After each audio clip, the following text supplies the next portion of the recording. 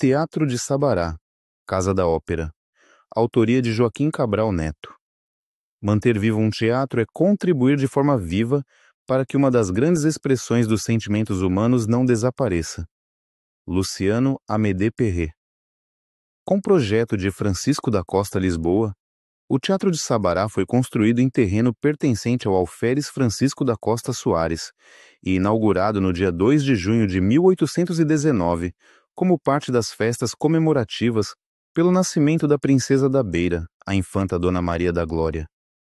O alferes Francisco da Costa Soares era figura de projeção social e econômica em Sabará. Em 1817, segundo o registro de Cisa, realizaram uma das maiores operações imobiliárias da época, adquirindo, de uma sociedade de irmãos, a famosa Fazenda Pilões, bastante cobiçada pelos afortunados da redondeza. Em plena decadência do ciclo do ouro, a capitania vivendo um período de depressão econômica, e quando Sabará tinha pouco mais de 8.000 habitantes, entre artífices, negociantes, oficiais de justiça da milícia, administradores e letrados, população escrava de trabalho no campo e nas minas, a construção de seu teatro talvez tenha o significado de uma lição de resistência da comunidade às circunstâncias adversas, tentando preservar a cultura e a arte surgidas entre aquelas montanhas de Minas. Ainda que não existiam muitas informações sobre a origem da Casa da Ópera de Sabará, a população da cidade sempre soube que ela nasceu do entusiasmo e do esforço de alguns habitantes, sem nenhuma ajuda oficial. No início, o teatro não teve denominação certa.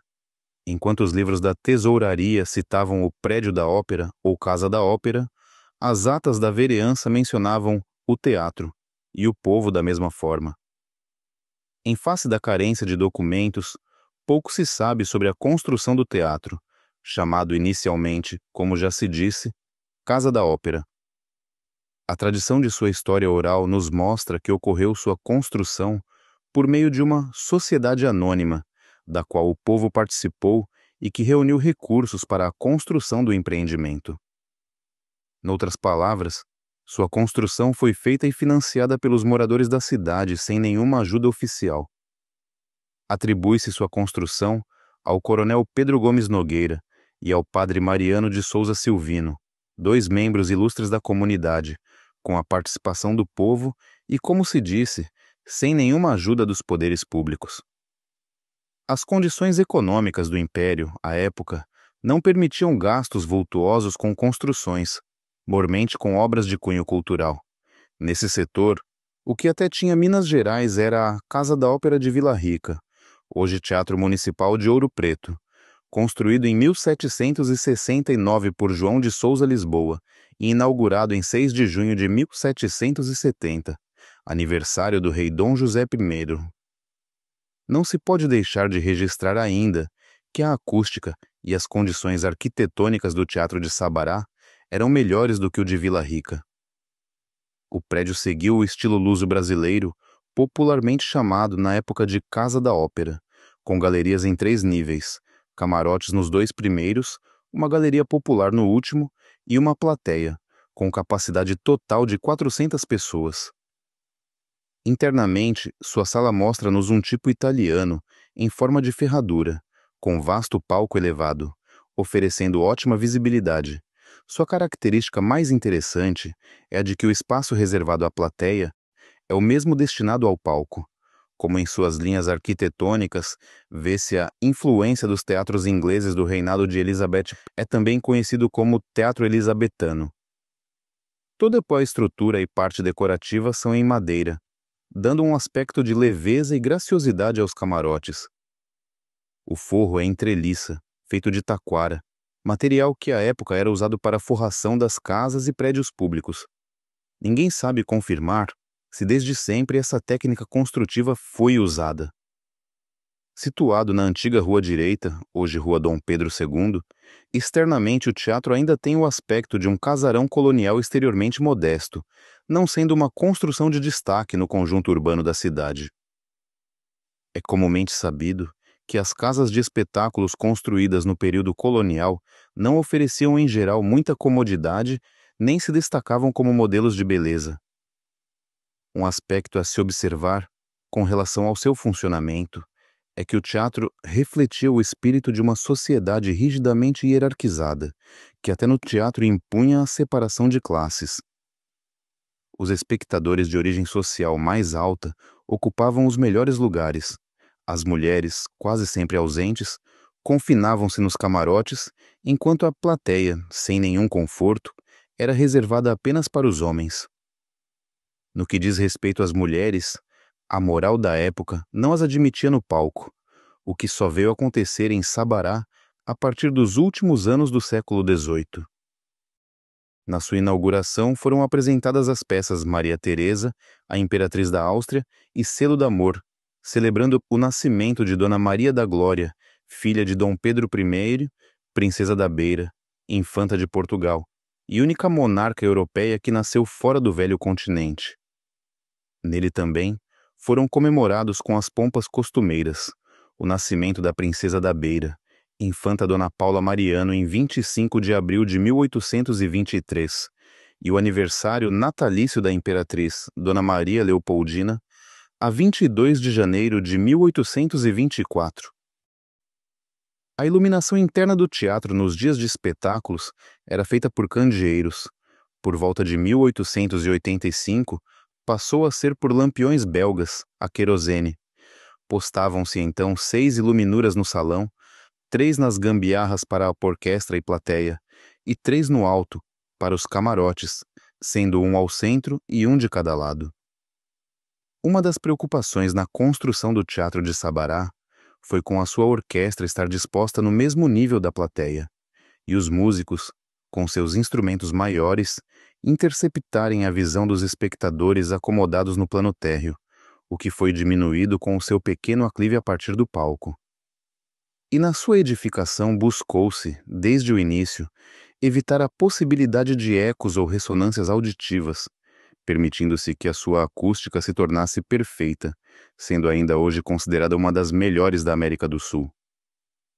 As portas de entrada pertencerão à antiga cadeia, e ao fundo do palco encontra-se a entrada dos artistas. As janelas da fachada apresentam folhas de meias venezianas e as do interior mostram abertura tipo olho de boi. A boca de cena mede 8,50 metros por 4 metros. A profundidade do palco mede 10 metros. A altura do urdimento, travejamento do teto e dos sótãos que ficam acima do palco, mede 6 metros e o fosso da orquestra é fixo. Anos após sua construção, uma cortina do pano de boca do palco, retratando a paisagem de Sabará em cores bem vibrantes, pintada pelo pintor alemão Johann Georg Grimm, precursor da pintura ao ar livre, foi incorporada àquele teatro em 1885. Nele se via, em primeiro plano, um dos mais conhecidos e pitorescos recantos da cidade, uma ponte de madeira com paus transversos, construída pelo engenheiro Henrique Dumont, pai de Alberto Santos Dumont.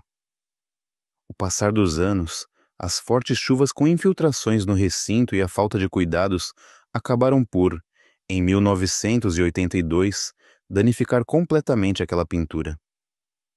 A estrutura do teatro foi palco de várias restaurações e reformas, pequenas ou globais, 1828, 1839, 1902, 1960, 1970, 1983, 1996. A restauração de 2019 teve como meta novas instalações hidráulicas, retocar as pinturas externa e interna, trocar as telhas da cobertura, numa área de 720 metros quadrados, colocando-se unidades coloniais na cor cerâmica, conforme aprovado pelo IPHAN, e concluir a parte elétrica. A coordenadora do PAC Cidades Históricas em Sabará pela prefeitura local, a arquiteta Milene Cristine Pinto, esclareceu que tudo está sendo feito para manter as características originais da construção, incluindo técnicas construtivas originais e decoração em madeira, a fim de preservá-la ao máximo.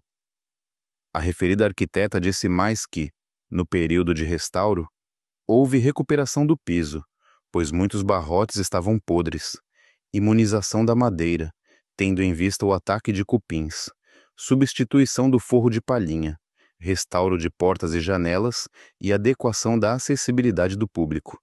Quanto a esse último aspecto, disse ela, foram instaladas 2 plataformas, tanto no acesso do público como no fundo do palco, para ligá-lo ao camarim. Em 10 de fevereiro de 1831, em companhia de sua esposa, a imperatriz Dona Amélia de Leuchtenberg, Dom Pedro I visitou Sabará, tendo sido recebido no Teatro Municipal da cidade. No dia 10 de março de 1831, num teatro enfeitado de flores e luzes, Dom Pedro I e a imperatriz foram recebidos em respeitoso silêncio pelas alas de nobres e plebeus que lotavam a Casa da Ópera no espetáculo de gala, em sua homenagem. Diante do camarote imperial, ele ouve o esperado e protocolar: Viva o imperador Dom Pedro I!